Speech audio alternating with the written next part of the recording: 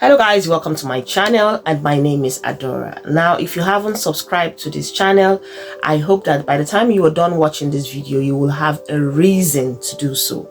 Now I have 7 major reasons why a lot of people get depressed when they come to the UK, especially 7 reasons, and the last reason is one of the biggest reasons why people who migrate to the UK are kind of uncomfortable with the new realization and their new situation in the country. Sit back and I hope you'll get to the end of this video. Number 1, there is so much expectation from people before they come into the UK. I've come to understand that in most cases, a lot of immigrants have this huge expectation of what they expect to get out of the UK before they even come here. A lot of them have these very great pictures in their mind. They have this beautiful imagination. They have these great ideas that they hope that immediately they touch ground here, they begin to explore and everything begins to fall into place. A lot of them also think that it's always going to be a bed of roses immediately they get here. So when they get in and they discover that things are not working exactly how they expected it, or things are not exactly the way they imagined it before coming, they become disappointed. So some time back, I was at work. There was the place I was working in the past. So I was at work and it was during our lunch time. So I went to the staff room to have lunch. And while I was there, 3 other staff came and joined me. There were 2 girls and a guy. They came and they joined me. And funny enough, all of these people were immigrants. So I noticed that one of them was looking really down and kind of unhappy. I didn't know her before. I think that was my 3rd time of seeing her. She was actually very new, so I didn't know how to approach her and ask her what's the matter. But one of the other girls obviously knew her, so that one asked her, what's the problem? I hope you're okay. And just before she opened her mouth to explain what the issue was, she just burst out crying, and she was now explaining to every one of us why she felt that way.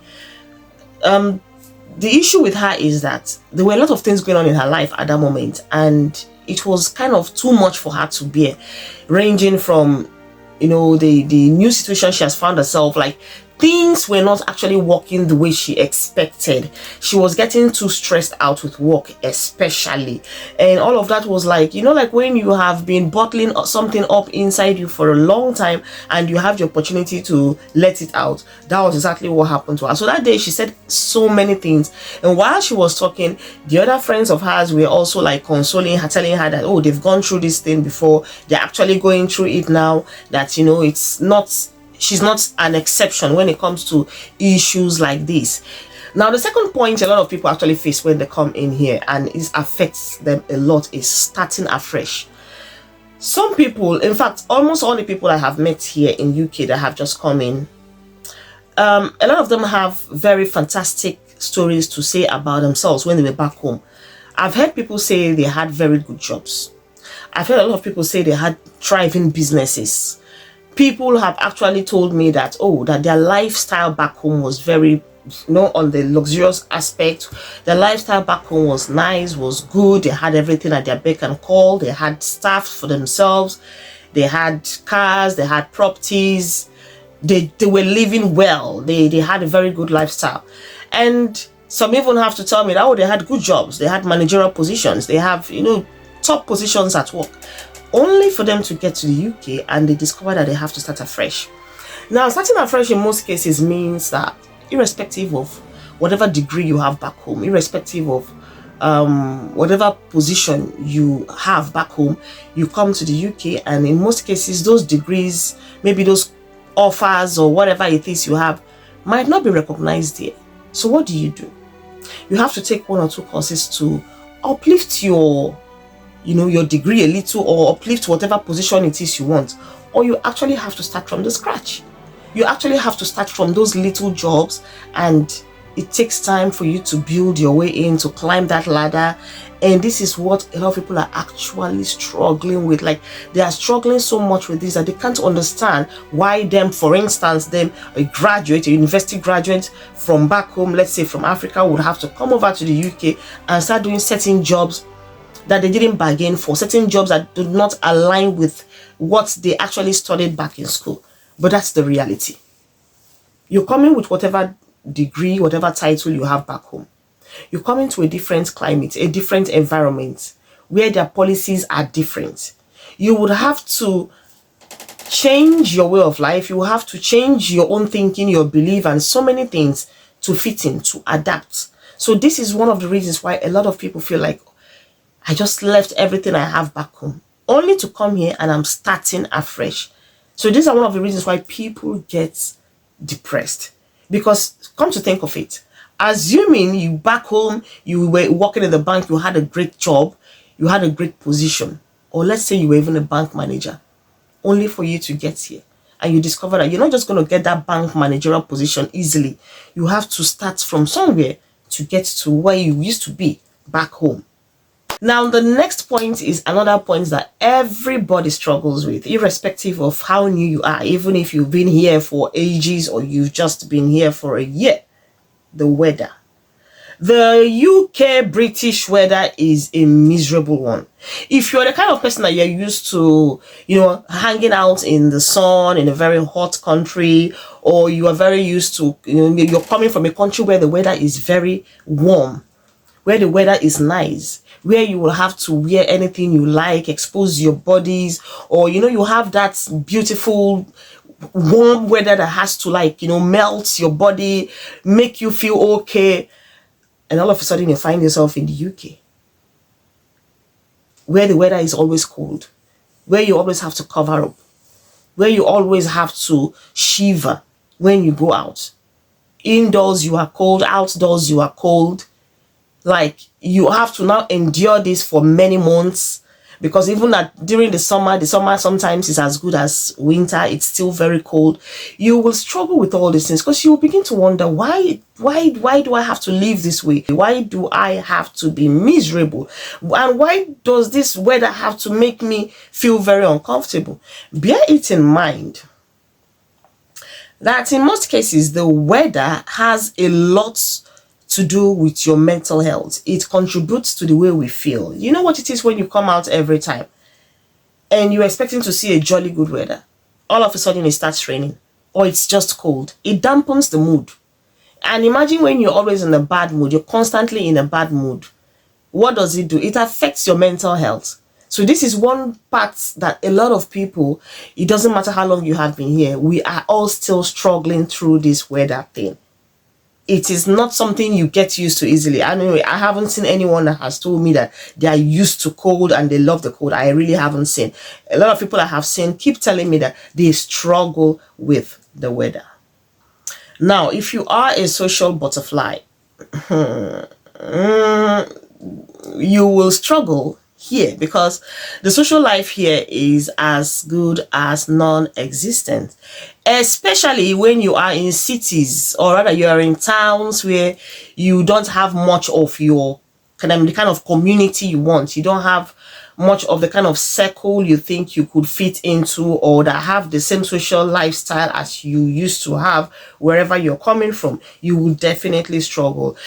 I see the UK mostly as a family oriented country. This is a place mostly for families. It is a place where you just go do your work, go for your shopping, you get back home, go to work, go to shopping, you get back home. The social life here is not really encouraging. Social life here, like, if you actually want to stay in the UK, be prepared to be able to adapt to what exactly is obtainable here. In most cases, I have even seen people say, oh, they like to go to parties. They always want to hang out with friends. They always want to go to the clubs and all of that. But sometimes, even if you have the opportunity to, go to these places and you want friends to go with you, most of these friends don't have the time. Everyone is working. Most people are very busy. It's either they're going to school or they're going to work or they're just occupied with one thing or the other. So in most cases, not everybody has the time to leave whatever they're doing and then come and join you to hang around and all of that. So if you're coming from like Africa, for instance, where we know the kind of lifestyle we have back there, where we know that 24 hours, it is fun, depending on the kind of lifestyle you have. You have people at your beck and call. You have people, you have family, you have friends that can always come and check on you. You have people you can always check on, you know. But here, if you don't have a family, especially if you don't have a family here, it's a big struggle. But if you are the introverted type of person, if you are the kind of person that doesn't really care, someone like me, you can cope. Yeah, you can cope. Another very sensitive point here is racism. Yeah. Sometimes people say, oh, it's not existing there, it's not there, it's not there. But yeah, it is. It's subtle. It's very almost unnoticeable, but it's there. It's there somehow. It's there. If you pay attention, you will discover it is there. If you put your ears to the ground, you will hear. If you're very, very intelligent and you know when someone is doing something that is not meant to be, you will understand where I'm coming from. Now, recently I was watching a video on TikTok and I saw this lady. She was actually crying and she said she has never been humiliated the way she was at work. She actually went to work and her colleague was laughing at her food because it was lunchtime, so she wanted to eat. So she took her plate of food, went to the microwave to warm it. While she was warming her food, her colleague made a very sarcastic remark. She said, oh, what's thinking here? And this African girl said, that's my lunch, that's my food. And mind you, it's not stinking. And the girl went ahead to say, well, it's stinking. It has a very horrible smell. Are you sure you're going to be able to swallow that? And this girl picked offense. And she just took her food and went somewhere else to eat. And this colleague still followed her and was like, you should just stay in a place and eat, because the more you move around it with this food, you are polluting, the air all over this place, because that food stinks. Why don't you just go ahead and have sandwiches? Why don't you just go ahead and have, cake or coffee or whatever? This thing smells. And she was still emphasizing on the smell. So this lady said, okay, what she did was she took her food and went outside. So after eating, she came back in, took her plate and put it in her bag. And while she was zipping the bag, she overheard this lady that was following her around talking about smell. This lady and one other colleague of hers, she was actually reporting to the other colleague saying that, can't you perceive the smell here? Can't you perceive the odor? This place stinks because that new black girl would not let us have no fresh air. She has polluted the place with her disgusting African food. And that was when this girl actually felt like, you know what, enough. This is crazy. Like, she has never heard anyone talk down on her like this. Even if it is food, even if it smells, it's not like it's not going to kill anybody. If it smells, it's just a matter of time. You open the windows and everywhere will be fresh again. Yeah, but she took it to the extreme, and this made this girl uncomfortable. Mind you, this girl has just been here for like 6 months. She has never experienced something like this. So this actually shook her. This actually did something to her and made her realize that, wow, this is a big culture shock. No one has ever spoken to her in this manner before.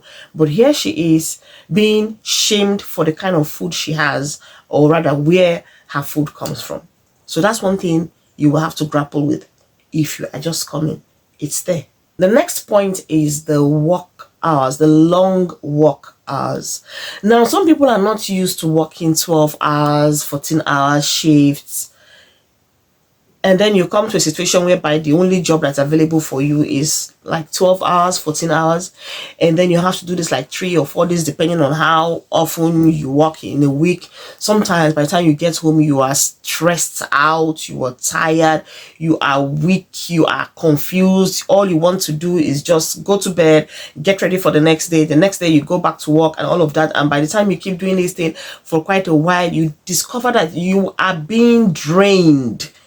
And this is where the aspect of no social life also comes in, because when you work like this, you stretch yourself like this for days. At some point, you just feel so tired, you don't even want to hang out. All you want to do is just lay down at home and sleep and rest. And by the time you do this thing from week to week, you start to discover that you are more of the indoor person now, because you're always sleeping. So the long working hours is a very, very serious issue that I've heard a lot of people complain about this thing. But also, on the other hand, we live in a society whereby if you want to be able to survive, I'm not even saying if you want to be rich, if you want to be able to survive, have the basic things of life, eat, pay your rent and move on, eat, pay your rent and move on, then those long working hours will definitely be a part of your life. Because in a country where the cost of living is high, the more you work, number one, the more the money goes. But the more you work, at least you're able to sort out one or two things. So when you now reduce your hours, you find yourself here, you begin to struggle with your payments, begin to struggle with your debts, begin to struggle with expenses. By the time you look at this whole thing, you discover that you don't have a choice but to keep working those long hours, even if they're draining you. Now, the last but not the least point. This is one point that I have heard a lot of people talk about. A lot of people have these issues because they have committed so much, so they feel it is too late to back out. A lot of people have actually sold all they have. Some sold their cars, sold their houses, sold their piece of land. Some even had to borrow money to relocate, only for them to get here and discover that it's not exactly the way I was expecting, or things are not exactly panning out the way I thought they would. But what can they do? They have some bills to pay. Probably they have debts they have to pay from wherever they're coming from. Probably they sold everything they have. So they think, what do I go back to? There's no point going back home. I don't have anything back home again. Where do I start from? If I have to go back home, how do I pick up the pieces of my life? So when they think of all these things and they think of the present situation they found themselves here in UK, they rather choose the present situation, no matter how discouraging, no matter how uncomfortable, no matter how stressful it is. To them, it's still much better than going back to where you are not sure of, what you are not sure of, and actually going back to nothing. Because if, for instance, people have sold everything they have to relocate, that's the problem. They feel like, where do I start from? What do I go back to? And that's one of the issues a lot of immigrants are actually facing at the moment. A lot of people are actually struggling with that at the moment. So you see, there are lots of factors that lead to depression. There are lots of factors that affect our mental health. When you talk about mental health, sometimes people think it's, oh, mental health, maybe the person must be having some psychiatric issues, or the person has to be locked up. And it's not really about that. It's not that extreme. But your mental health is when something is affecting you and you can't cope. Something is affecting you and you're dealing with it up here, like it's weighing you down. So if you are actually going through any of these situations right here, right now, I would just like to encourage you to keep being you, to take it easy, rest as much as you can. No matter how much you want this money, no matter how much you want to work, try as much as possible to find time for yourself. Find time to rest. Because you know why? That rest, even if it's a day or two, it still has one or two advantages it gives to you. Try as much as possible to rest. Try as much as possible not to expect so much. Take life one day at a time. And then secondly, be realistic. Be realistic in your expectations. Don't put your hopes so high so that you don't get disappointed if it doesn't work out. Also, try as much as possible to be optimistic.